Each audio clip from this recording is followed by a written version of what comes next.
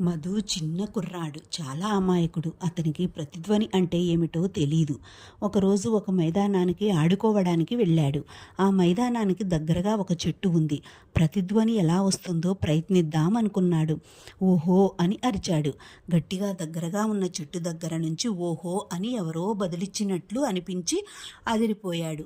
రేయ్, ఎవరు నువ్వు అన్నాడు. అవే మాటలు తిరిగి వినిపించాయి. ఆశ్చర్యపోయాడు.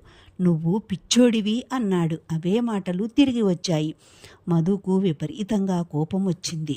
ఎవడో దొంగ చెట్టు వెనుక దాక్కొని తనని తిడుతున్నాడనుకొని ఆవేశంతో ఆ చెట్టు దగ్గరికి వెళ్ళి ఎంత వెతికినా ఎవ్వరూ కనిపించలేదు. మధుకు ఏడుపు వచ్చింది. ఏడ్చుకుంటూ పరిగెత్తుకుంటూ వెళ్ళి జరిగిందంతా వాళ్ళ అమ్మతో చెప్పి వాళ్ళ అమ్మను పట్టుకొని బావురమన్నాడు. తన బిడ్డ అమాయకత్వానికి జాలిపడిన తల్లి, నాయనా అతన్ని తిట్టొద్దు, అతన్ని మంచి చేసుకో అని చెప్పి పంపింది. మళ్ళీ మధు పరిగెత్తి తల్లి చెప్పిన మాటలు చెప్పాడు. నువ్వు మంచివాడివి అన్నాడు.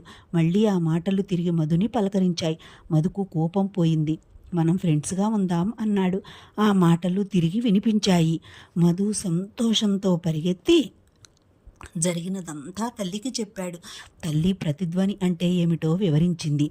అలాగే ప్రపంచంలో మనుషులతో మంచిగా ఉండేవాళ్ళు మంచిగా ఉంటారు, చెడ్డగా ఉంటే చెడ్డగా ఉంటారు. కాబట్టి నాయనా, ఎవరితోనూ చెడ్డగా ఉండకు, కోపంగా మాట్లాడకు అంది. దయ, మంచితనం అనేవి మంత్రదండం చేసే ఇంద్రజాలం లాంటివి. భయంతో నిండిన ప్రపంచాన్ని ప్రేమతో స్వర్గంగా మార్చుకుందాం. ఎవరితోనూ చెడుగా ఉండకు, కోపంగా మాట్లాడకు. Thank you for watching. Please like, share, subscribe for more videos.